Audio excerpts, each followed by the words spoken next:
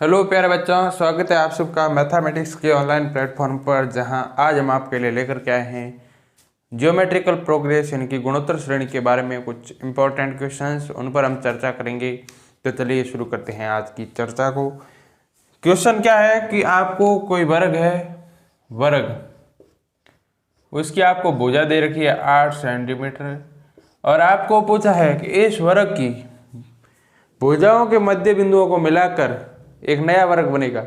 उनकी भुजाओं को मध्य बिंदुओं को मिलाकर के एक नया वर्ग बनेगा। उन सभी वर्गों का योग ज्ञात करना है, हमें वर्गों के क्षेत्रफल का योग ज्ञात करना है। तो देखिए कैसे, 8 सेंटीमीटर कोई भुजा का एक वर्ग है। ये लो 8 सेंटीमीटर भुजा का एक वर्ग ले लिया हमने। तो हम जानते हैं ये भी 8 सेंटीमीटर, ये भी 8 सेंटीमीटर। तो इसका क्षेत्रफल क्या होगा? भुजा स्क्वायर यानी कि 8 का स्क्वायर 64 प्लस। अब हमें क्या करना है, इन भुजाओं के मध्य बिंदुओं को मिलाकर के एक नया वर्ग बनाया है, उसका क्षेत्रफल भी निकालना है।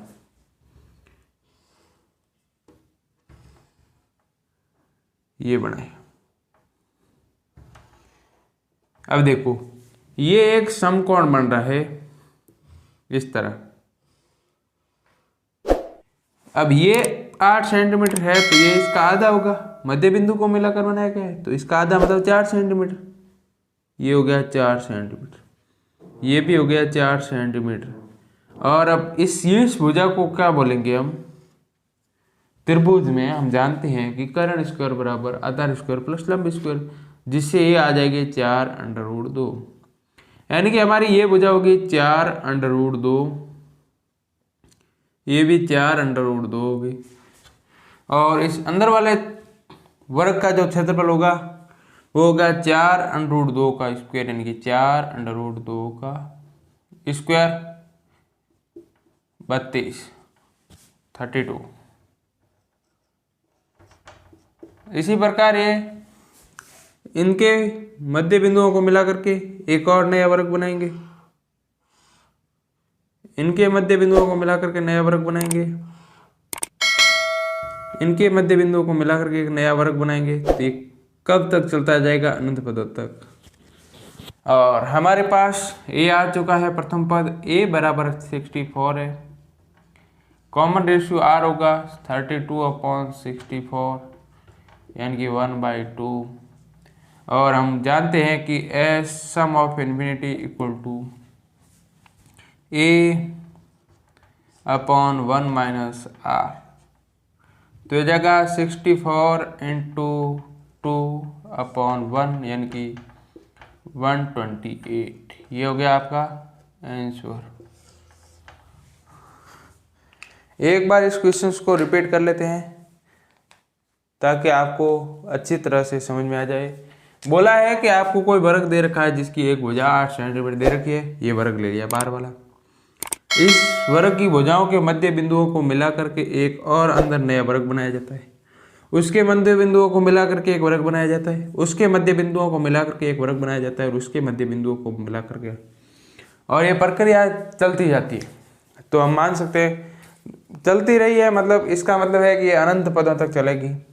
और हमें करना है इन सभी का क्षेत्रफल का योग ज्ञात करना है। तो हम जानते हैं कि वर्ग का क्षेत्रफल होता है भुजा स्क्वायर। भुजा में 8 दे रखी है तो 8 का स्क्वायर 64। बाद में हमने अंदर वाला वर्ग लिया। अंदर वाले वर्ग में ये इसकी आधी है मतलब 4 सेंटीमीटर, ये भी 4 सेंटीमीटर, ये 4 तो ये आ जाएगी 4√2। क्योंकि ये समकोण त्रिभुज के लिए आप जानते हैं कि कर्ण क्या होता है? भुजा√2। अब ये भुजा आ गई 4√2, ये भी 4√2, ये भी 4√2, ये भी 4√2। तो इस वर्ग का क्षेत्रफल क्या होगा? 4√2 का स्क्वायर यानी कि 32। अब इसके अंदर वर्ग बनेगा, उसका क्षेत्रफल होगा। इसी प्रकार चलता जाएगा। अब हमें पता है कि पहला पद हमें ए मिल गया है और इनका कॉमन रेशियो इन दोनों से निकल जाएगा और अनंत वर्ग बन रहे हैं। अनंत वर्गों का योग क्या होगा?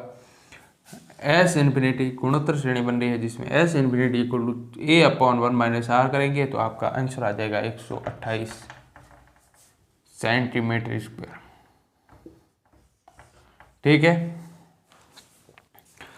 इसी तरह का एक और क्वेश्चन देख लेते हैं कि आपको एक समकोण त्रिभुज दे रखा है जिसके भुजाएं क्रमशः आपको 6, 8 और 10 सेंटीमीटर दे रखी है और आपको पूछा है कि उन भुजाओं के मध्य बिंदुओं को मिला करके एक नया त्रिभुज बनेगा, उनकी भुजाओं को मध्य बिंदुओं को मिला करके एक नया त्रिभुज बनेगा और उन सभी त्रिभुजों का क्षेत्रफल ज्ञात करना है। कहने का मतलब है कि आपको एक ये दे दिया त्रिभुज,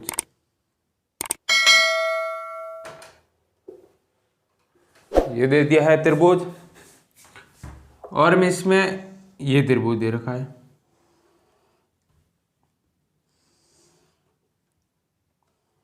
बोला है कि ये भुजा 10 सेंटीमीटर है, ये 8 सेंटीमीटर है और ये 6 सेंटीमीटर है और इनके मध्य बिंदुओं को मिलाकर के एक और त्रिभुज बनेगा, यानी कि इसका मध्य बिंदु और इसका मध्य बिंदु।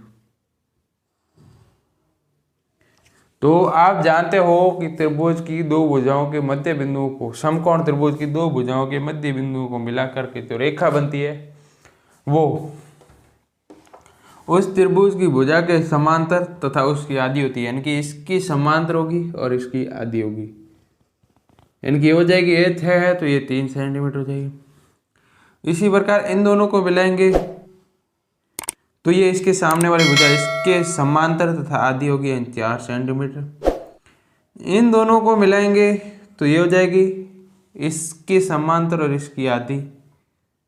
अब थोड़ा बहुत इधर उधर हो जाता है तो आप समांतर ही समझना। तो ये हो जाएगी 5 सेंटीमीटर। इसके बाद इनको मिलाएंगे तो ये होगी 2 सेंटीमीटर, ये होगी 2.5 सेंटीमीटर और ये होगी 1.5 सेंटीमीटर।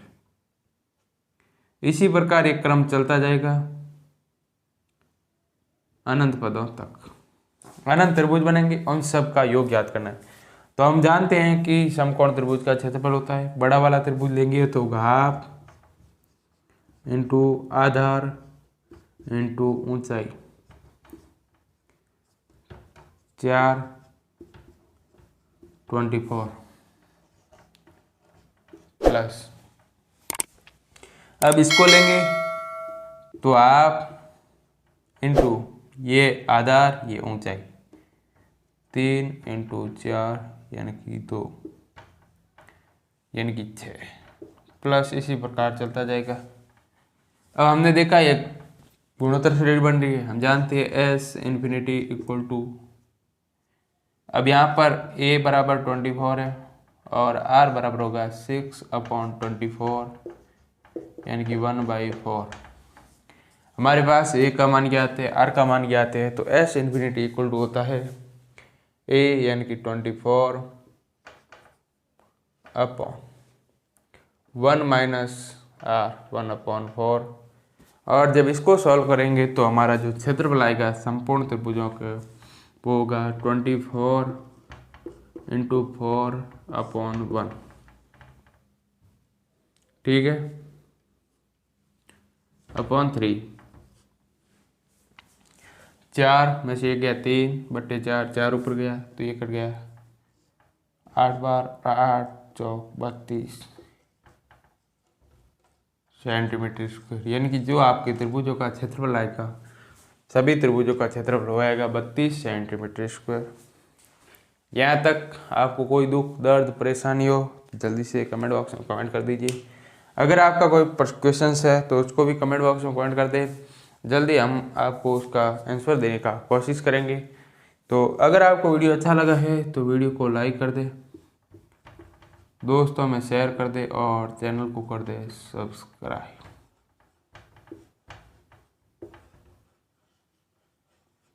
Thank you.